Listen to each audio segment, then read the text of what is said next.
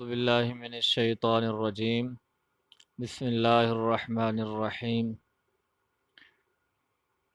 میرے محترم عزیزوں، میرے بھائیوں،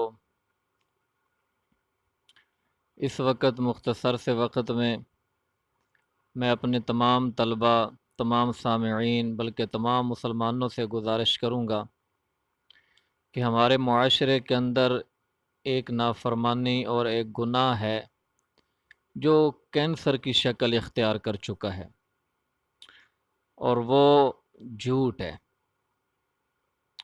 یہ اتنی بڑی لعنت ہے اسلامی معاشرے کے اندر، خاص طور پر کہ جس کا اخروی نقصان تو ہے ہی، مادی نقصان بھی اس کا بہت زیادہ ہے۔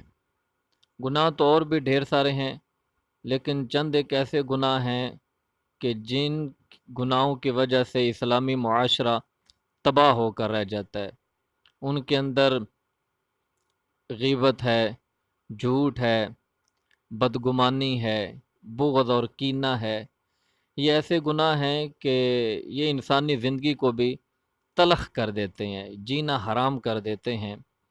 تو میری سب بھائیوں سے گزارش ہے کہ ان گناہوں کو اپنے درمیان سے نکالیں۔